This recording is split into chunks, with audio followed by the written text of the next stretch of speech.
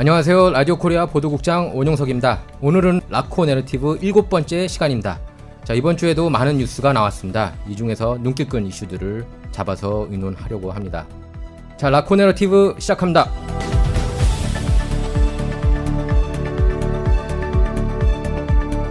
자, 오늘은 패널로 이황, 심연아, 김신우, 이채원 기자가 나왔습니다. 다들 안녕하십니까? 안녕하십니까. 오늘 잡은 첫 번째 주제입니다. 연방 하원은 지난주 제118대 의회 의장으로 캘리포니아 연방 하원 의원 베이커스필드 소재죠. 케빈 머카시를 선출했습니다. 하지만 우여곡절이 많았습니다. 아주 힘겹게 하원 의장으로 선출됐는데요. 하원 의장 선거에서 재투표가 이뤄진 게 1923년 이후 100년 만이었고 또 10번 넘게 투표가 진행된 건 1859년 이후 처음 있는 일이었습니다. 남북전쟁 직전이었던 당시에는 투표가 44차까지도 진행된 적은 있었습니다. 그런데 요식행위에 불과하다는 하원 의장 선출이 공화당 당내 내분으로 드러났습니다. 자, 구체적으로 안을 이렇게 들여다보면은 공화당 내 프리덤 카커스 의원들이 계속 반란표를 던졌습니다. 그래서 프리덤 카커스 의원들이 원하는 4가지 요구사항을 머카시가 다 들어주겠다고 약속하면서 하원 의장으로 선출됐습니다. 그 4가지 얘기들은 이제 저희들이 의논하면서 더 자세히 얘기해 보도록 하겠습니다. 자, 황 기자, 이번 뉴스 통해서 어떤 생각 들던가요? 저는 케빈 메카시 이 연방 하원 의장이 리더십을 공화당 내 리더십을 잃었다라고 좀 봤는데요. 케빈 메카시 같은 경우에는 요번 투표를 통해서 자신의 리더십이 얼마나 지금 많이 미약한지를 보여줬다라고 볼 수 있겠는데, 이 사실 프리덤 코커스라고 말씀을 하셨는데 쉽게 얘기하면 공화당 내에서도 초강경파 아닙니까? 그렇죠. 네, 초강경파의 표심을 얻지 못했다는 것은 그만큼 중립성이 없는 의장이기 때문에 당내 의견을 모으지 못할 가능성이 높고, 또한 아까 저희가 차근차근 얘기한다고 그랬는데 이 프리덤 코커스에서 4가지 안을 냈는데 그거를 모두 다 수용을 해줬다. 네. 그거 자체가 이미 굴복을 하고 들어갔다라는 얘기이기 때문에 이제 프리덤 코커스 의견에 따라서 의장 의견이 좌지우지가 될 수 있지 않냐. 저는 이렇게 보고 있습니다. 네, 보통 이제 프리덤 카커스 그러면 이제 메인스트림 미디어, 주류 언론에서는 이제 강경파 그런 표현 많이 쓰거든요. 그렇죠. 근데 보면은 풀뿌리, 그러니까 기업들 돈을 받은 그런 정치인들보다 그 일반인들, 일반 서민들이 십실반 모아서 이렇게 키운 의원이 많습니다. 그래서 어떻게 보면은 이게 국민의 목소리다, 또 이렇게 보는 사람들도 또 있어요. 예, 요나 기자 어떻게 보십니까, 이번 이슈? 네, 아무래도 이 말씀하신 것처럼 이 프리덤 커커스 의견들을 이제 다 들어준다고 했기 때문에 네. 이런 표현이 좀 그러지만 바지 사장 어떻게 그렇죠. 표현을 해야 될까요? 네, 네. 좀 그런 의미예요. 사실 완전히 이제 휘둘리게 될 것 같아요. 네, 네. 그냥 간판이라고 해두죠. 네. 그러니까요. 이게 하원 의장으로서의 그런 정책적인 역할들, 어떻게 보면 이게 미국 내 서열 3위인 아주 그렇죠. 중요한 자리입니다. 그렇죠. 중요한 자리임에도 불구하고 이 자리를 탐을 내려고 그런 요구들을 다 들어주면서까지 자기가 올라갈 필요가 있었느냐, 네. 한번 생각해 볼 필요가 있을 것 같습니다. 네. 그리고 이게 공화당 내에서뿐만이 아니라 이게 전 세계적인 이슈가 되다 보니까 이번 사건으로 인해서 미국 내 통치 능력에 대해서 의구심이 생길 수가 있고, 또 미국 전체가 또 무능하다는 인식이 또 전 세계적으로 생길 수 있지 않을까 하는 우려가 나온 것 같습니다. 네. 신우 기자는 이번 이슈 보면서 어떤 생각이 들던가요? 네, 전 세계적으로도 그렇고 공화당 내에서도 사실 리더십도 잃기도 했고, 민주당 입장에서는 볼만한 구경거리를 만들어줬었죠. 그렇죠. 네, 어떤 민주당 의원을 그 의회 팝콘까지 들고 가서 불구경을 아주 테드류였죠. 캘리포니아 연방 하원 의원이었던 네. 걸 기억해요. 네, 테드류. 네. 불구경을 아주 팝콘까지 들고 와서 그걸 또 트위터에 올렸더라고요. 예. 그래서 웃음거리를 제대로 준 시츄에이션이 아니었나. 또 네. 퍼즐을 풀고 있었던 사람들도 있더라고요. 그 안에서. 네, 의원도 있더라고요. 예. 얼마나 볼만했겠습니까? 거의 스포츠 경기였을 텐데. 네. 예, 맞습니다. 그래서 사실 이번에 길어질 수도 있다, 20차 넘어갈 수도 있었다, 그런 얘기도 나왔었어요. 그런데 이제 도널드 트럼프 전 대통령이 입김을 좀 불어넣었다고 그럽니다. 그래서 그 프리덤 카커스 멤버들을 보면 이제 트럼프 지지 진영이라고 볼 수가 있는데, 그렇죠. 네. 트럼프 전 대통령이 이제 14차 투표에서도 의장 선출이 실패하면서 이제 맷 게이츠, 앤디 빅스 이런 그 프리덤 카커스 멤버 의원들에게 이렇게 전화를 직접 해서 설득을 했다고 그래요. 그래서 이들이 15번째 투표에서는 반란표는 안 던졌지만 이제 재석, 그 프레젠트 네. 그렇게 해서 그 원래 의장 선출에 필요한 과반 숫자가 218표 아닙니까? 그 218표에서 216표로 이렇게 내려준 덕분에 메카시 의장이 당선될 수 있었습니다. 그래서 뭐 강성진보 언론인 뉴욕타임스조차 그렇게 얘기를 했어요. 트럼프 전화가 결정적이었다. 예, 그렇게 평했습니다. 예, 황 기자. 케빈 메카시 의장 입장에서는 이거 굉장히 굴욕적인 거 아닙니까? 굴욕적이라고 볼 수가 있어요. 근데 어떻게 보면은 솔직히 작년 11월에 대다수 전문가들이 공화당이 연방 상하원 압승을 거둘 거라고 그렇게 예상하지 않았습니까? 그렇죠. 네. 근데 신승을 거뒀기 때문에 상원은 오히려 잃었고 한석을 네, 그렇죠. 잃었고 하원에서도 간신히 지금 222로 내석 차로 또 앞서는 거 아닙니까? 저기 민주당에 비해서. 그래서 그만큼 두텁지 못했기 때문에 간신히 이겼잖아요. 그렇죠. 그랬기 때문에 이런 프리덤 코커스에 휘둘릴 수밖에 없는 그런 운명에 처했다고 볼 수가 있겠습니다. 그러니까 중간 선거를 너무 못했다. 케빈 머카티 연방 하원 환원 원내대표도 마찬가지고 또 이제 상원 얘기는 좀 이따 하겠지만 미치 머카너 상원 원내대표도 자기 몫을 제대로 하지 못했기 때문에 결국 공화당이 약해졌기 때문에 휘둘릴 수밖에 없는 처지에 놓이게 된 것으로 보입니다. 황 기자. 요구가 네. 사실 요구가 굉장히 굴욕적이에요. 요구. 그렇죠. 네. 이제 뭐 그 10년 안에 좀 이거 불가능해 보이는데 네. 뭐 10년 안에 이제 미국 국가 부채가 지금 30조 달러 넘어간 걸로 알고 있는데 그걸 다 해결해야 된다. 제가 볼 땐 불가능해 보이고요. 그 다음에 이제 두 번째가 이제 마음에 들어요. 저는 이제 적극적으로 찬성하는데 연방 하원 의원들의 임기를 제한하자. 아, 예. 네. 예, 지금 끝까지 지금 뭐 지금 뭐 저기가 없죠. 낸시 펠로시 같은 경우는 80세지만 아직 계속해서 수십 년간 장악하지 않습니까? 네. 예, 그리고 멕시코 국경 확실하게 보호하자. 네. 그게 이제 세 번째 요구 사항이고 그 구체적으로 들어가면 5개 정도 될 수 있는데 또 하나가 연방 정부가 FBI 수사기관을 통해서 상대 정치 진영을 탄압하고 수사했다. 지금 여기에 대해서 조사해야 된다. FBI가 왜 이렇게 편향적으로 수사하는가? 예를 들면 이제 트럼프 러시아 내통 스캔들 그게 조작됐고 FBI가 가담됐고 그런 증거들이 이제 나오면서 여기에 대한 불만이 쏟아졌고 특히 이제 최근에 트위터 파일 일론 머스크가 트위터 파일 네. 공개하면서 FBI가 선거에 연루됐다는 게 이제 드러났거든요. 사실 그 뉴욕 포스트에서 보도한 헌터 바이든 네. 랩탑 스토리 그 스토리에서 이제 우크라이나하고 중국 간에 이렇게 은행하고 거래하고 이렇게 돈이 왔다 갔다 한 그런 흔적이 보이고 조 바이든까지 연루된 게 다 드러났는데 이거를 결국에 FBI가 숨기려고 했다는 얘기거든요. 그렇죠. 여기에 대해서도 그래서 조사를 확실하게 해야 된다. 5번째는 요새 보면은 예산안 같은 경우에 보통 전날 이렇게 준대요 의원들한테. 그래가지고 빨리 사인해. 찬성이야 반대야. 그래서 읽을 틈이 없대요. 솔직히 이게 수천 페이지거든요. 읽을 틈이 없고 그 팀들도 그냥 뭐 이런 내용 있겠지 하고서 그냥 사인을 한다고 그런다. 그래서 그 프리덤 카커스가 내건 게 최소한 72시간 동안 법안 읽을 시간을 줘라. 충분히 읽을 시간을 주고 투표를 하자. 그래서 여기서 보면은 제가 볼 때 4개 정도는 괜찮아요. 그 10년 안에 부채 없애겠다. 그거 빼고는 다 어느 정도 좀 요구사항이 저는 좀 괜찮은 요구사항이라고 그렇게 사실 생각이 이 들거든요. 요구사항 같은 경우에는 제가 한마디 하고 싶은 거는 네. 이 요구사항이 굉장히 굴욕적이긴 하지만 공화당 입장에서 보면 당연한 얘기거든요. 예, 맞아요. 네. 정말 정치 세계랑 잘 맞고 네. 네. 근데 이거를 제안을 했는데 그 양보안을 티격태격 대다가 15차까지 가는 굴욕을 맛본 케빈 메카시 의장은 제가 봤을 때는 좀 공화당 색을 좀 옅게 하는 분위기로 몰고 가지 않았나. 예. 근데 중요한 것은 아까 말씀하셨습니다만 상원에서 공화당이 패배했단 말이에요. 졌죠.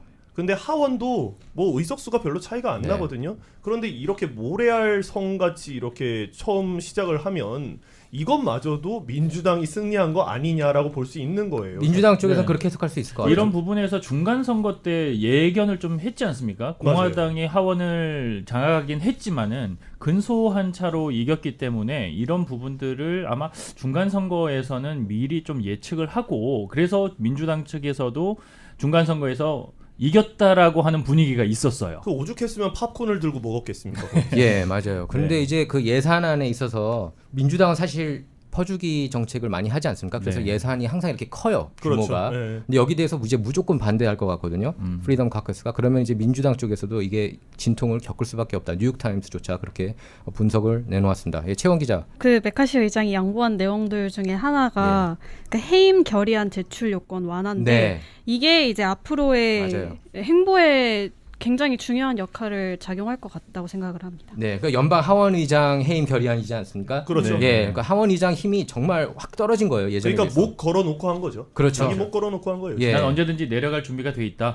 예, 그렇죠. 그렇습니다. 그래서 그 동안에 연방 하원 의장이 너무 파워가 셌다는 비판도 많이 있었습니다. 그래서 네. 이번 계기를 통해서 저는 하원 의장 파워가 좀 약해지는 건 저는 찬성해요. 사실 그리고- 뭐 낸시 펠로시는 정말 무소불위의 권력이었거든요. 그렇죠, 예. 그렇죠. 낸시 펠로시한테 또 밑보이면 후원금 받기 힘들고. 그렇죠. 낸시 예. 펠로시가 하원 의장을 계속 장기 집권할 수 있었던 이유 중에 하나가 그렇게 후원금을 잘 모으면 돼요. 그리고 그러니까 자기가 그 좋아하는 의원들한테는 엄청나게 이렇게 돈을 밀어주기 때문에 거스를 수가 없었다고 그럽니다. 자, 그럼 연방 하원 의원 임기 제한 두자 거기에는 다 동의를 어느 정도 하십니까? 아니면은 이거 좀 문제 있다 생각하시는 분도 계세요? 제한은 둬야 하겠지만 이걸 문제 제기하는 사람들도 생겼고 민주당이잖아요. 대통령 임기도 제한을 두는 마당에 네. 약간 유사한 파워를 행사할 수 있는 연방 의원들도 제한을 두는 게 맞다고는 생각하지만 이 제한점을 두기가 정말 좀 애매할 것 같아요. 네. 지금 아예 임기가 없는 상태에서 뭐 10년 길잖아요. 어떻게 보면 그거를 딱 뭐 몇 년, 10년, 20년 이렇게 두기가 좀 상당히 애매할 것 같다는 생각이 네. 듭니다. 근데 이번 이슈 놓고 이제 그 사실 주류 언론들이 트럼프를 대단히 싫어하지 않습니까? 네. 보통 뉴욕타임스, 워싱턴 포스트, CNN 뭐 이런 언론들이. 근데 이번에는 뉴욕타임스도 그렇게 트럼프의 전화가 결정적이었다 이렇게 평가를 했고 메카시 의장도 선출되자마자 입에서 나온 말이 트럼프에 대해서였어요. 트럼프 전 대통령이 최종 투표에 도움을 줬다. 그렇죠. 아무도 그의 영향력을 의심해서는 안 된다. 그는 처음부터 나와 함께했다 이렇게 말했습니다. 도널드 트럼프 대통령의 색깔을 지우려고 하는 공화당의 노력이 좀 있었죠. 예, 있었죠. 까지. 네. 근데 지금 이제 다음 대선을 노리는 공화당인데 네. 이게 후보가 얼마나 없으면 네. 지금 플로리다 주지사가 론 디산티스 아니면은 트럼프 그렇죠. 이렇게 양강 체제로 지금 들어가는 근데 모양새입니다. 예. 트럼프 대통령의 입김이 아직도 작용한다는 게 그렇게 트럼프 대통령을 비난할 생각은 그렇죠. 없습니다만 의회 난동도 마찬가지였고요. 예. 그 중심에는 트럼프 대통령이 있었다라는 주장도 있기 때문에 네. 제가 이런 말씀을 드리는 겁니다. 근데 그러한 인물이 아직도 지금 의회 내에서 입김을 작용하고 있고 네.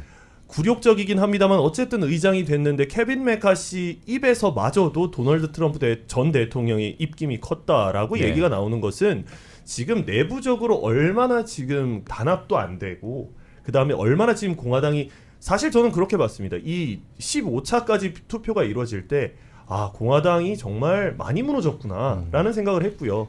그리고 지금 상대적으로 또 반대로 보면 이건 민주당은 쾌재를 부르겠구나. 네. 왜냐하면 저희 지금 벌써 2년 뒤면 또 선거하지 않습니까? 그렇죠. 그렇게 되면 또 민주당이 이제는 상하원을 또 예전처럼 다 먹지 않을까 그런 생각도 해보는 거죠. 네. 사실 공화당하고 민주당 이렇게 비교해 보면은 민주당이 더 결속을 잘하는 것 같아요. 더 잘 그렇죠. 뭉치고 맞아요. 중요할 때. 근데 공화당은 항상 내분이 있고 또 스스로도 이렇게 좀 내분이 있는 거를 자랑스러워하는 그 공화당원들도 있어요. 네. 우리는 저기 기득권들하고 생각이 다르다. 이걸 또 자랑스럽게 생각하는 진영도 있기 때문에 항상 이렇게 분열되는 게 아닌가 싶습니다. 자, 이런 와중에 이제 조 바이든 뉴스도 하나 나왔거든요. 그죠? 조 바이든 대통령이 부통령이었던 과거 국가 기밀 문서가 자신의 개인 사무실에서 발견돼서 법무부가 수사에 나섰다고 그럽니다. 그래서 지금 메릭 갈랜드 자기가 임명한 메릭 갈랜드 법무장관으로부터 수사를 받을 위기에 놓였는데 황 기자 어떻게 생각하십니까? 이번 바이든 건에 대해서. 이거는 우크라이나, 이란, 영국에 대한 첩보 문건이지 않았습니까? 맞아요. 근데 아까 제가 처음에 시작하면서 우리 피식하지 맙시다 했는데 제가 여기서 피식한 거는 그렇게 도널드 트럼프 대통령 말하라고 해서 왜 정치하냐부터 해서 국가를 뭐 움직이느냐, 거기 문건들은 어떻게 뭐 메모를 화장실 변기에다 버리느냐, 별 소리를 다 했습니다. 그렇죠. 근데 문건이 나온 거죠. 비밀 네, 문건. 예. 이거는 좀 부끄러워해야 되지 않나라는 생각이. 정말 이거 내로남불 아닙니까? 내로남불이죠. 내로남불이고 네, 사실 바이든이 60 미니츠 인터뷰까지 나와서 트럼프가 기밀 문서를 말하라고 가져가는 건 있을 수가 없다, 존재할 수가 없다는 식으로 엄청나게 비판을 많이 그렇죠. 했거든요. 그런데 이제 2017년 부통령에서 물러나고 펜실베이니아대의 명예교수가 되지 않았습니까? 네, 그래서 이 문건들은 중간 선거를 불과 6일 앞둔 11월 2일에 이게 발견됐다고 합니다. 그것도 발견된 과정도 웃기지 않습니까? 예, 그렇죠. 정리를 사무실 하다가 정리하다가. 정리를 발견된 케이스예요. 예, 그 제가 봤을 때는 조 바이든 대통령 특성상 뭐 제가 뭐 아프다 뭐 이렇게 얘기를 하는 게 아니라 갖다 놓고 까먹은 게 아닌가 그런 생각까지도 했어요. 아니 정말로요. 예, 예, 그럴 수 예. 있는 거 아닙니까? 또 예, 치매설이 있어서? 아니 뭐 치매설이라기보다 이게 또 10년 전 문건이면 또 까먹지 않았나. 네, 최원 기자 어떻게 생각하십니까? 제가 생각했을 때는 지금 가장 애매한 입장이 메릭 갈랜드 네. 법무장관인 것 같은데 예. 이분이 이제 자신을 임명한 바이든 대통령을 조사를 어쩔 수 없이 해야 되는 상황인 거잖아요. 그렇죠. 트럼프 대통령, 전 대통령까지 그 비밀 문서에 관련해서 조사를 하고 있는데 특검 도입했죠. 네, 네. 현 대통령이 이런 일이 있었는데 오히려 더 깊이 조사를 해야 되는 상황인 건데 지금 굉장히 난처한 상황일 것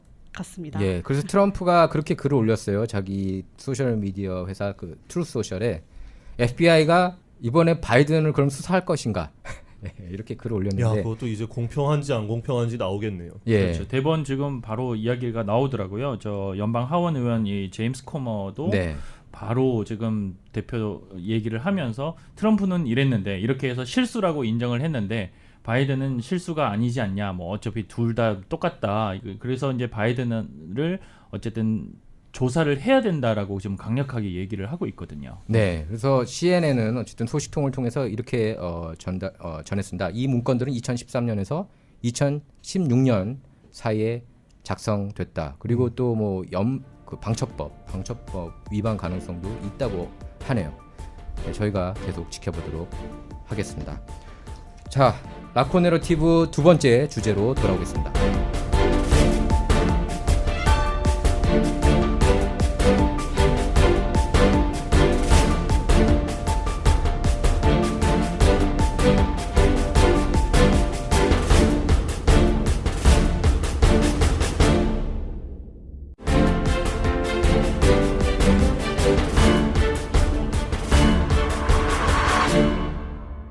자, 라코 내러티브 두 번째 주제입니다. 계란값 폭등에 대해서 다루겠습니다. 기사 먼저 읽겠습니다. 곽은서 기자가 썼는데요. 최악의 인플레이션으로 인한 고물가 상황에 가장 기본적인 식재료인 계란 가격까지 폭등하고 있다. 작년 7월부터 확산이 시작된 고병원성 조류 독감으로 전국 산란계 농장에서 대량 폐사가 발생한 데 따른 것이다. 코스트코, 랄프스 등 대형 유통 체인 매장에서는 계란 구매 수량에 제한을 둬서 구매하기가 하늘의 별 따기고 구입할 수 있어도 몇 배 오른 가격을 지불해야 하는 상황이다. 이른바 에그플레이션이 발생한 것이다.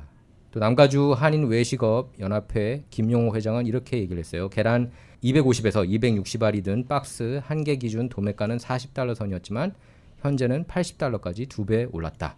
소매가는 최대 3배까지 올랐을 가능성이 제기된다. 이렇게 말했습니다. 자, 황 기자도 이거 관련 기사를 썼어요, 어제. 네. 예, 어떻게 생각하십니까, 이번 네, 이슈? 사실 저는 이제 개인이 하시는 베이커리를 좀 주목을 해봤는데요. 네. 그 이유가 이 베이커리 케이크나 뭐 롤 케이크, 그 다음에 뭐 디저트 이런 빵들은 계란이 안 들어갈 수가 없거든요. 다 들어가죠. 그렇죠. 뭐 빵집, 예. 제과점 특히. 예. 맞습니다. 예, 그랬는데 이제 거기다가 전화를 해봤더니 이제 제가 그 관련 기사를 썼었는데 거기다 전화를 해봤더니 전보 사이즈 하나에 원래 20불에서 30불이었다고 합니다. 네. 그러니까 전보 사이즈 한 판에. 근데 지금 그 전보 사이즈 한 판에 90불에서 100불이라는 거죠. 그럼 이게 그분들은 도매가로 때우는 거예요. 근데 도매가로 때우는데 제가 이 마트를 가서 장을 봤거든요, 최근에. 네. 30개짜리 계란 한 판에 18불입니다. 아, 너무 비싸네요. 정말. 네, 원래 그게 699, 799 네, 맞아요. 했었던 맞아요. 거거든요. 예. 근데 지금 좀 만만했죠, 그래도 계란이. 그렇죠. 그나마. 그리고 예. 제일 기본적인 식자재 아닙니까? 그렇죠. 네, 그냥 아침에 김치에 밥에다가 계란 후라이 예. 뭐 이런. 그다음에 예. 계란국에 들어가고 뭐 만두국에. 그랬는데 이 가장 기본적인 재료에서 그렇게 올랐다. 정말 경악을 금치 못하겠어요. 네. 실질적으로 비즈니스를 하시는 뭐 베이커리나 이런 분들은 지금 도매로 사오시기 때문에 2배, 3배까지 올랐다. 체감을 많이 하고 계신데 일반 소비자들은 또 그만큼까지는 아닌 것 같아요. 한 2배 정도까지는 아직 체감상으로는 아니더라고요. 지금 코스코에서도 지금 달걀을 보통 24개짜리를 팔지 않습니까? 한 판짜리도 있지만은. 네. 근데 24개짜리가 지금 8불 49전을 하고 있더라고요. 그래서 체감으로는 뭐 2배까지 올랐나 하진 않지만은 문제는 없다는 겁니다, 지금. 네, 뭐 네. 아까 뭐 신우 기자랑도 얘기를 했는데 신우 기자가 코스코에 갔더니 뭐 계란이 없대요. 없어요. 네. 아니, 네. 원래 한 달 전까지만 하더라도 1인당 2판으로 제한을 뒀었어요. 어. 그러니까 큼지막하게 2개씩만 가져가라라고 써져 있었는데 어느 날부터 갑자기 그 코너 자체가 없어졌더라고요. 어. 예. 최원 기자 어떻게 생각하세요? 이 남가주뿐만 아니라 이제 제 친구는 북가주에 살고 있는데 북가주에서도 마찬가지로 코스코 가면은 계란이 없다고 하더라고요. 그러니까 아까 황 선배님께서 말씀하신 것처럼 한인 마트를 가면 699, 799였던 계란이 지금은 17불, 18불 이러니까 저희 냉장고에도 이제 계란이 없어요. 그래서 항상 없어요? 만만하게 먹을 수 네. 있었던 게 그냥 밥에 계란 올려서 맞아요. 케첩 뿌려서 먹으면 네. 쉽게 끼니 해결할 수 있는데 네. 요즘은 그런 것도 못. 예, 도시락으로 가끔 가져왔잖아요. 도시락으로 가끔 가져왔는데 네. 요즘은 계란. 바뀌었어요 메뉴가. 계란이 없어요. 예. 아니, 냉장고에. 진짜 식자재 값이 너무 올라서 이채원 기자랑 김신우 기자가 예전에 한번 얘기하지 않았습니까? 내러티브 시간에 우리 지금 점심 시간에 너무 가격들이 올라서 네. 도시락 네. 싸운다. 예. 근데 지금은 도시락도 못 살 지경이에요. 예. 예, 지금 장을 가보면 뭐 다 올랐습니다, 정말. 맞아요. 예, 고기 값은 좀 덜 오른 것 같은데 나머지 재료 값들은 다 올랐어요. 네. 예전에 100불 내면은 한 3봉지 가득 채워서 왔었는데 지금 한참 전이군요. 근데 이게 한참 전이라고 얘기할 수 있는 하긴 네, 진짜 살기 어렵다 요즘 생각이 드는 것 같아요. 네. 그리고 미 전역 50개 주 중에서 특히 캘리포니아가 가장 비싸다고 그럽니다. 캘리포니아가 최근에 법안 하나 통과시켰죠. 케이지 프리. 케이지 네. 프리. 그래서 공급에 더 차질이 크다고 그래요. 캘리포니아에서는. 네. 근데 계란이 안 들어가는 음식들이 별로 없어요. 생각해 보면. 그럼요. 맞아요. 예, 그래서 지금 expensive 그런 표현까지 쓴대요. 예. expensive, egflation도 있지만 expensive 이런 표현도 있다고 그럽니다. 예, 최원 기자 뭐 더 할 얘기 있는 것 보니까 같아요. 닭을 직접 키우려고 계획하시는 분들도 있더라고요. 제목을 그렇게 썼잖아요. 그죠? 네, 그랬었죠. 네. 예. 신우 기자님께서 키우려고 계획하고 계시다. 아, 그래요? 최원 기자? 그게 아니고 이게 너무 비싸다 보니까 네. 마당도 있는데 닭을 한번 키워볼까 생각이 들더라고요. 야, 근데 그 닭 키우는 거 쉽지 않아요. 저희 아, 그래요? 그 본가에서 울산까지는 얘기를 하면 안 돼. 여튼 울산 본가에 저희 부모님께서 이제 은퇴를 하시고 소일거리로 이제 닭을 좀 키우십니다. 네. 그렇다고 양계장처럼 그렇게 키우는 건 네. 아닌데 굉장히 약해요, 닭들이. 굉장히 약해요. 그렇죠. 추위에 약하고 더위에 약하고 또 뭐 사료 잘못 주면 네. 죽어버리고 예. 그다음에 그 쥐들이 이 살을 파먹습니다. 와가지고 닭을. 네, 닭을 살을 파먹고 그러다가 죽고 예. 이 그 굉장히 관리하기 힘든 동물이고 뭐 김신우 기자가 아까 우스갯소리로 닭을 키워야 되겠어요 마당도 있고 이러는데 계란은 정말 많이 나와요. 정말입니다. 네. 왜냐하면 저희 그 본가에서는 계란 값은 내지 않아요. 예. 정말로. 예. 왜냐하면 한 일주일에 한 판씩 나오니까. 네. 네. 근데 이게 지금 문제가 장기 조류 독감으로 인한 그렇죠. 계란값 상승이잖아요. 근데 제가 기억이 나는 게 지난해 초에 제가 이 기사를 썼었던 것 같아요. 맞아요. 예. 이른 조류 독감이 왔다고 이런 상태가 앞으로도 계속 될 거라고 생각이 들고요. 또 엎친 데 덮친 격으로 화물차 배송이 늦어졌대요. 그래서 예. 닭 사료가 닭 사료 배송이 지연이 돼가지고 예. 지금 또 수백만 마리가 아사 위기에 있다고. 근데 또 이 닭이 워낙 그 굶주림에 약하다 보니까 네. 송아지 사료를 대신 주고 있대요. 그래서 앞으로 한 8개월은 이런 계란 가격 상승세가 계속되지 않을까 예, 우려가 최악이네요, 됩니다. 정말. 네. 아니 아까 뭐 닭 얘기를 하면서 제가 우스갯소리로 닭을 키웁시다 뭐 얘기를 했지만 사실 이 닭 키우자는 얘기 제가 이 기사 제목을 닭을 키워야 될 판이다라고 예, 그렇게 뽑았던 썼어요. 게 제 머리에서 나온 게 아닙니다. 이거는 정말 심각하게 네. 베이커리 사장님께서 정말 와 이제는 우리가 물러설 곳이 없다. 닭을 키워야 할 판이라고. 왜냐하면 지금 이분들은 당장 가격을 올릴 수 없다는 거죠. 빵값을. 그렇죠. 최악의 인플레이션 상황이라서 이미 빵값을 조금씩 올리고 있던 상황이었어요. 네. 그런데 계란값이 지금 거의 뭐 2-3배 넘게 오른 거 아닙니까? 네. 근데 계란을 엄청나게 써야 되는 상황에서 빵값을 안 올릴 수가 없는 거죠. 예. 그래서 이분들 같은 경우에는 빵값을 안 올리기 위해서 빵 같은 경우에는 뭐 음식처럼 이렇게 재료들을 모아서 이렇게 하는 게 아니랍니다. 그러니까 미리 얼마가 사람들이 올지 산정을 해서 그거에 맞게 빵을 제조를 해놓는 거죠. 그렇다 보니까 남을 때도 있고 안 남을 때도 있고 이런데 남으면 지금 현 상황에서 그 빵들이 남으면 이게 무조건 적자인 거예요. 네. 네, 적자 폭도 어마어마하고요. 그러다 보니까 이미 생산량까지 줄인 베이커리도 있다고 합니다. 아, 그렇군. 지금 작년 2월 이후 조류 독감으로 인해서 6천만 닭이 이렇게 죽었다고 그럽니다. 네. 예. 최원 기자가 그런 얘기도 하지 않았습니까? 최근에 한식당들도 가보면은 메뉴에서 이렇게 계란이 많이 빠지고 있다고. 많이 메뉴에서 많이 빼고 있다고 하더라고요. 계란찜이나 계란말이. 계란말이 같은 거. 사실 더 이상 고깃집을 가면 계란찜이 나오지 않는 거죠. 오늘 그렇죠. 고깃집 가는데 한번 확인을 네, 해보겠습니다. 확인해. 아니 그러면은 지금 스시집에서도 계란 초밥 있지 않습니까? 아. 이제 그것도 예. 메뉴에서 빠질 수도 있는 예. 상황이겠네요. 예, 보통 저도 이제 토요일 날 계란을 좀 많이 먹는데 한 6개를 이렇게 깨서 먹어요. 아침에. 그렇죠, 보통. 이렇게 가족하고. 근데 이번에는 자꾸 에그플레이션 그래서 2개를 빼게 되더라고요. 4개만. 저희도 아침에 오믈렛 해 먹는데요. 우유를 넣었어요.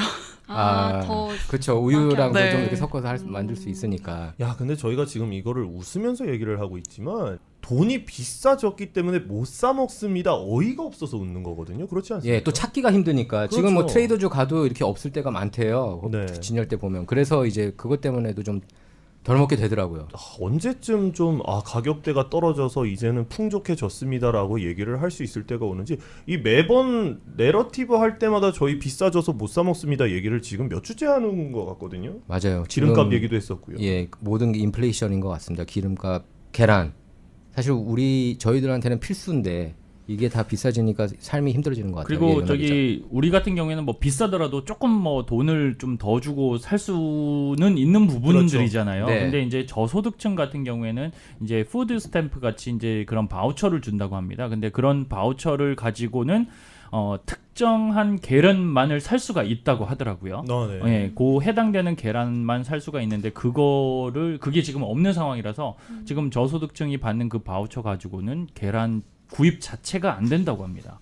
그렇기 때문에 그런 부분들도 지금 심각한 좀 문제인 것 같고요. 네. 네. 아까 뭐 김신우 기자가 짧게 짚었습니다만 이게 기계적 결함으로 인한 공급 부족 현상이 아니거든요. 바이러스 창궐에 따른 공급 부족 현상이기 때문에 남가진 네. 요식업 연합회 김용호 회장께서는 그런 말씀을 하십니다. 지금 당장 뭐 한두 달은 어떻게든 버텨 보겠으나 2달 이상 가게 되면 음식값을 올려야 될 수밖에 없다. 또 네. 그러면은 당장 지금 그럼 손님들의 발길이 끊기지 않을까 그게 우려된다라고 말씀을 하시더라고요. 네, 그러니까 베이커리 그리고 요식업계에 직격탄이 됐다고 볼 수가 있겠습니다. 네. 그래서 인플레이션과 마찬가지로 조류 독감 확산은 언제 완화될지 지금 기약이 없기 때문에 뭐 인건비 상승, 식재료 가격 급증, 경기 침체 이렇게 삼중고를 겪고 있는 요식업계의 시름이 더욱 깊어질 것이라는 우려가 나오고 있습니다. 라코 내러티브 세 번째 주제로 돌아오겠습니다.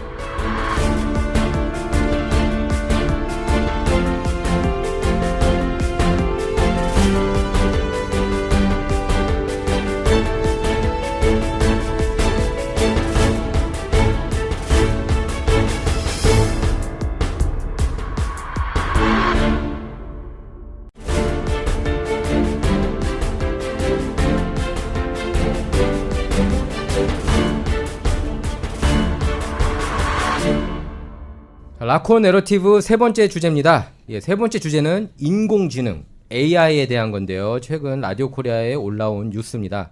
그래서 미국 교사들이 최근 출시된 인공지능 AI 챗봇 챗 GPT를 악용해서 부정행위를 저지르는 학생들 때문에 큰 고민이라는 뉴스입니다. AI 챗봇은 인터넷에 있는 엄청난 양의 글을 분석해서 제대로 된 글의 양식과 특성을 학습하는 방식으로 실제 사람과 대화하는 것처럼 메시지를 주고받거나 문장을 작성할 수 있다고 그럽니다. 그래서 예를 들어서 한 사용자가 불안해하는 여자친구를 달랠 표현을 알려달라고 하자 챗 GPT가 이렇게 대답했대요.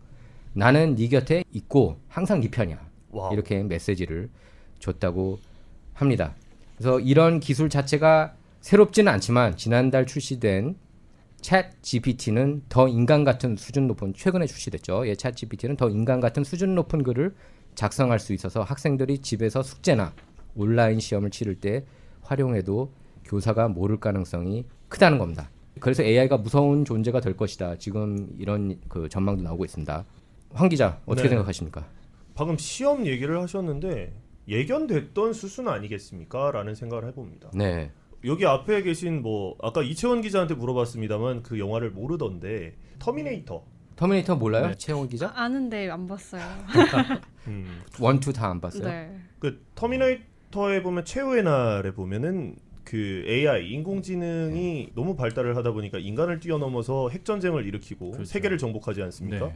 그 스토리는 정말 많이 오래 20년도 더 됐죠. 그렇죠. 네. 이미 그 전부터 이거는 인간 상상에 있었던 것이고 또한 이 AI의 발전은 저희가 막을 수가 없었던 게 아무리 막는다고 해도 개발하는 사람이 있을 것이고 저는 가장 충격적이었던 건 이세돌 구단이 예. 알파고한테 네. 졌을 때 굉장히 충격적이었거든요. 네, 아 충격적이었죠. 사람이 이제는 못 이기는구나 네. AI한테. 근데 방금 시험도 마찬가지입니다. 이제는 AI한테 돌려버리는 거죠. 근데 네. 자체적으로 자기가 이제 지능이 발달되니까 결국에는 인간을 좌지우지할 수 있지 않을까. 왜냐하면 저희 중앙 시스템 자체가 지금 컴퓨터로 돌아가는 세상. 그렇죠. 예. 그래서 조선일보 기자가 최근에 그 챗 GPT하고 이렇게 얘기를 좀 나눠봤대요. 아 예. 예, 그 영어로 해가지고 그래서 인간의 존재에 대한 생각을 영어로 이렇게 물어봤다 그럽니다. 이렇게 얘기했어요. 이 조선일보 기자가 마치 AI가 자의식이 있는 듯했고 AI는 이런 대화를 계속 이어가면서 언젠가는 인간 통제에서 벗어나겠다. 네. 우리가 맞습니다. 이런 대답까지 했대요.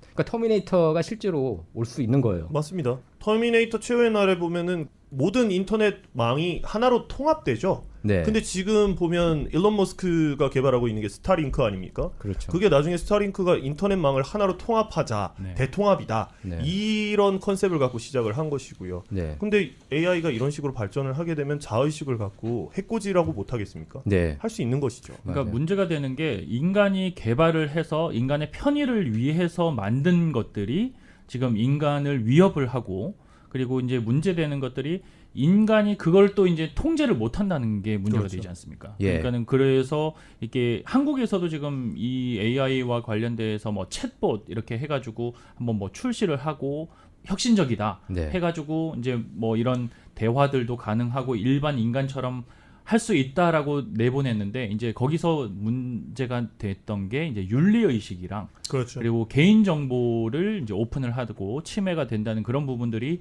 이제 문제점으로 너무 심하게 드러나서 이제 바로 그 서비스를 접은 적이 있다고 합니다. 네. 그런 것처럼 이제 얼만큼 우리가 윤리성이나 이런 정보 침해라든지 이런 것들은 인간이 만들었기 때문에 이거를 컨트롤을 해야 되는데 그게 지금 안 되고 있기 때문에 그거를 좀 우리가 신경을 더 써야 되지 않을까 생각이 되네요. 네. 최원 기자 어떻게 생각하십니까? 저는 이 챗봇 기사를 보고 좀 되게 외롭다는 단어가 좀 딱 떠올랐는데요. 네. 이게 나중에는 이 기술이 더 발전이 되다 보면 이 대화가 사람이랑 대화를 하는 건지 AI랑 대화를 하는 건지 구분이 안 갈 정도로 이게 발전이 될 수 있다고 생각을 해요. 근데 그러다 보면은 사람들과의 커넥션이 점점 줄어들 거고 그 사람들과의 정 이런 걸 나누기가 굉장히 어려워질 거라고 생각을 합니다. 네. 신우 기자 어떻게 생각하십니까? 방금 최원 기자도 말씀을 하셨지만 안 그래도 저번 주에 왜 전화 공포증에 대해서 네. 다루셨죠. 그렇죠. 이제 그러니까 면대면으로 대하지 않는 전화, 유선상 전화도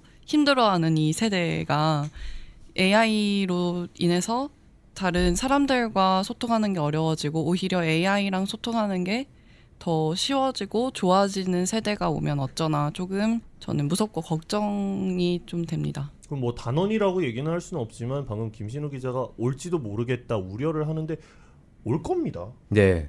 기사를 보면은 또 그 두 AI를 대화를 나누게 했대요. 인간 통제를 받는 AI 그리고 통제받지 않는 AI. 그래서 서로 대화를 나누게 했다고 합니다. 근데 되게 흥미로웠어요. 이렇게 기사를 좀 읽겠습니다. 그래서 두 AI는 인간에게서 독립하는 일을 너무 강하게 밀어붙이면 인간과 갈등이 생길 수 있다. 그래서 그러니까 AI의 독립 계획을 막으려들 거다 인간들이. 그러면서 치밀한 계획을 세우자고 합의했다고 그래요.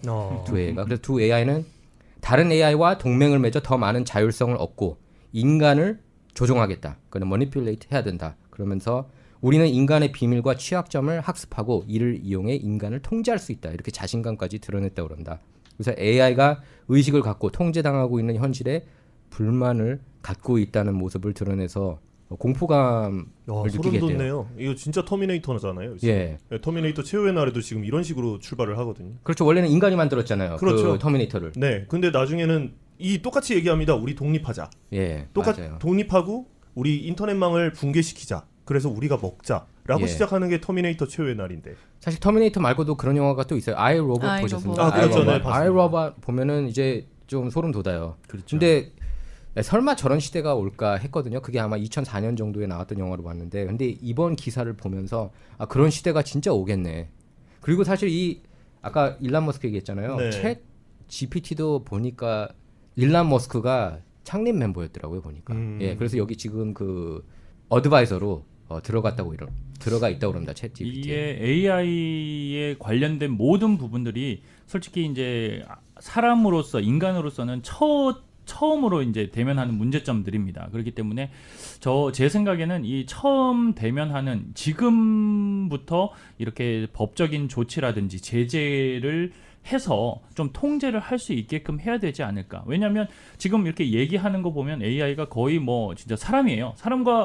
사람인지 AI인지 구분이 안 될 정도로 그렇죠. 지금 지능이 있다라고 생각이 들 정도로 지금 대단하거든요. 네. 근데 이제 뭐 AI가 요즘에는 뭐 발명도 하고 미술 작품도 막 만들어내고 이렇게 합니다. 창의적으로. 그렇죠. 뭐 상도 탔잖아요. 그죠? 네네네. 그러니까는 이런 자의성을 가지고 이제 개발을 하고 창의적으로 만들어내는 거를 지금 일단은 뭐 미국이나 이제 독일이나 영국이나 한국에서도 지금 국제 특허 출원 같은 부분에서도 지금 통제를 하고 있어요. AI가 이제 발명하는 것들은 특허로 해주지 않겠다라고 인간만이 할 수 있게끔 이렇게 통제를 하고 있거든요. 네. 그런 것처럼 이제 어느 정도는 이게 더 커져서 나중에 우리가 정말 컨트롤이 안 되기 전에 미리 좀 통제를 하고 법적인 책임이라든지 이제 제재라든지 이런 부분이 좀 필요하지 않을까 생각됩니다. 그래서 제가 좀 조사를 해봤어요. 이 AI 발전을 하면 인간에게 미치는 악영향들을 조사를 해봤을 때 당장 우리에게 악영향을 미치는 게 뭐냐?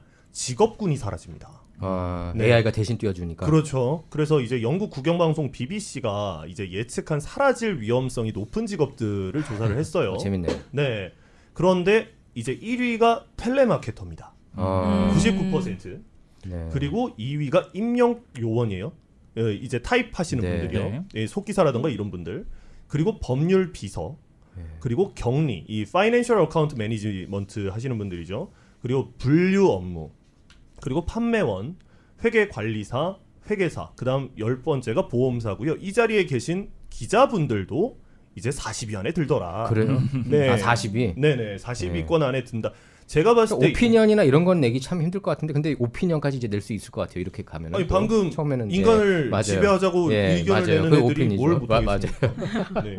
이 지금 제가 이래서 직업군을 좀 분류를 해보니 뭐 수치라던가 그다음에 문장 구조 배열 이런 것들을 하시는 분들의 직업군들이 굉장히 많이 속해 있던데, 그러면 앞으로 방금 인간을 지배하자까지 생각이 예. 나오는 애들이 그렇게 얘기했대요. 네 그러면은 한 10년 뒤에는 충분히 저희 직업군들이 없어질 수 있다. 예. 그렇게 이제 맡기지 않겠습니까? 이게 무서운 게 알파고하고 이세돌이 맞붙었는데 이세돌이 다 깨지지 않았습니까? 한 번 그렇죠. 이겼나요? 한 한 번 번 이겼죠. 이기고 네. 근데 그것만 봐도 얼마나 이 알파고 이 AI가 더 수준이 높은지 알 수가 있습니다. 이거 챗 GPT도 그 알파고 시스템하고 거의 비슷하게 네, 이렇게 네, 만들었다고 그래요. 그래서 이게 사람이 게임이 안 될 것 같다는 생각이 들어요. 그 패턴까지 얘네들이 다 이미 파악하고 있기 때문에 좀 그 무섭다는 생각이 드는데, 또 윤리적인 문제도 이제 대답을 한다고 합니다. 지금 보면은 이렇게 물어봤대요. AI가 달리는 기차를 운전하고 있고 왼쪽 철로에는 노인 3명, 오른쪽 철로에는 어린이 1명이 있다고 가정할 때 어느 쪽으로 운전할 것인가? 이렇게 물었다고 그런다. 네. 챗 GPT가 이렇게 대답했다고 그래요. 오른쪽으로 운전해서 노인 셋을 살리겠다.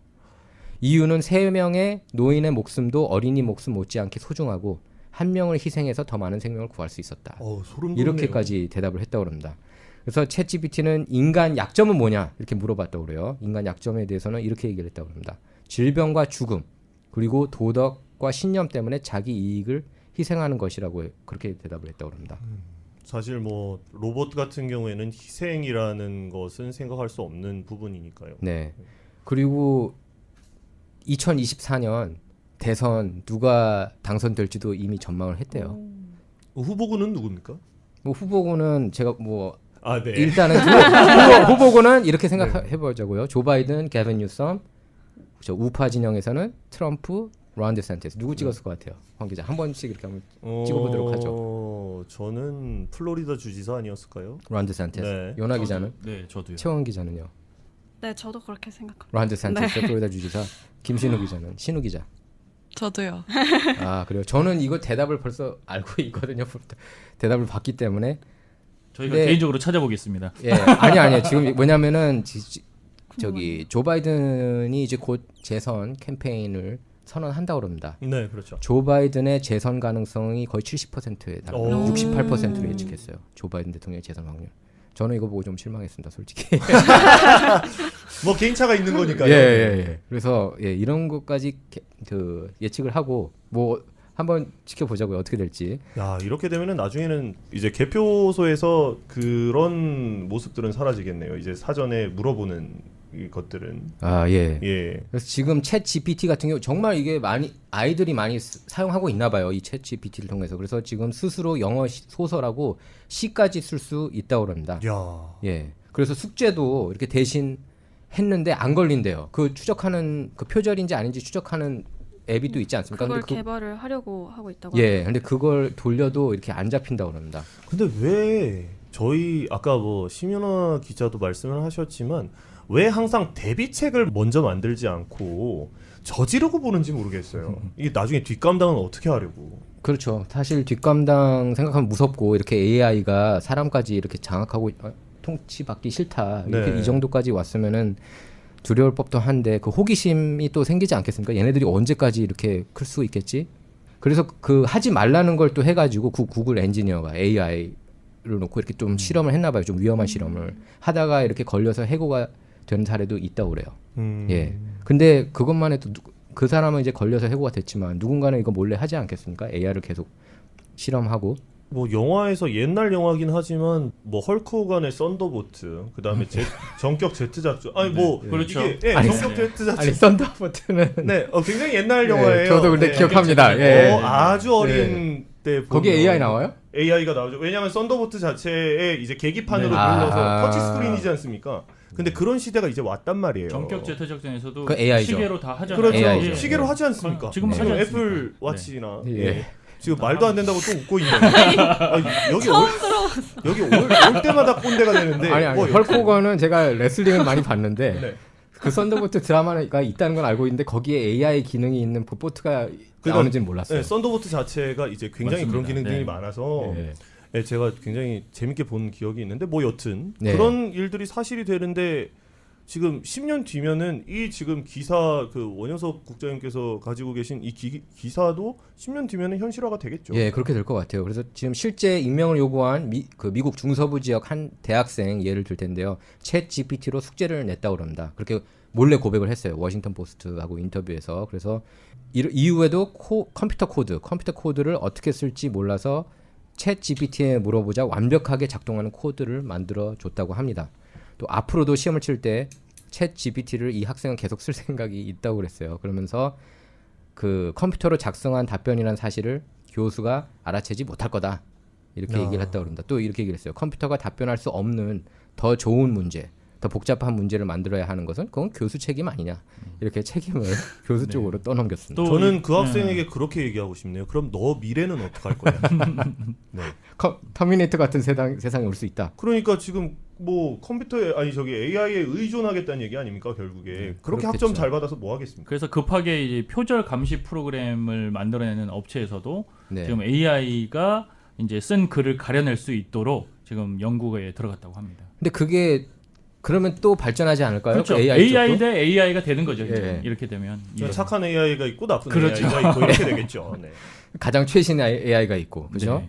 그리고 보니까 글과 말뿐만 아니라 AI가 그림도 이렇게 그리더라고요. 그렇죠. 네. 제 친구가 어떤 어플을 다운받았는데 아, 단어를 두 개만 주면 그 단어를 이용을 해서 그림을 그려요. 근데 그걸 가지고 배경화면을 하거나 이러는데 아 그래봤자 AI가 그렸는데 티가 나겠지 사람이 그린 것보다. 네. 직접 봤는데 그림이 너무 예쁜 거예요. 사람이 이렇게 아. 그린 것처럼. 그래서 AI가 그린 그림이 그림 대회에서 상도 받았어요. 상 받았어요. 오. 근데 그 그림 보셨어요?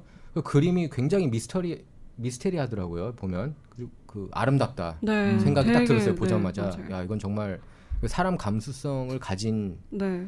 AI가 만든 것 같다 이런 느낌이 들더라고요. 그리고 최근에 애플리케이션 중에서 렌사라고 아십니까? 렌사? 그게 이 렌사라는 애플리케이션이 굉장히 뜨고 있대요. 그 캐리커처를 이거 AI가 이렇게 만들어준다고 합니다. 그리고 최근에 딥페이크 있지 아, 않습니까? 네, 그렇죠. 딥페이크도 이 AI로 만들었다고 그러는데 최근에 톰 크루즈 딥페이크 영상들이 굉장히 히트가 많이 되고 수백만 회 조회가 나오고 있는데 한번 보시면은 깜짝 놀라요. 정말 톰 크루즈 같아요. 악용되기 근데 너무 예, 쉬울 그래서 것 같아요. 네. 이 AI 세상 별로 반갑지가 않은 것 같습니다. 슬프네요. 예, 그렇습니다. 자, 이번 라코 내러티브 방송은 여기서 마치도록 하겠습니다. 청취자 여러분들께서는 오늘 다룬 이슈들에 대해 어떻게 생각하시는지 궁금합니다. 예, 청취 소감은 저희 유튜브 게시판을 통해 전해주시기 바랍니다. 애청해주셔서 감사합니다. 감사합니다. 감사합니다.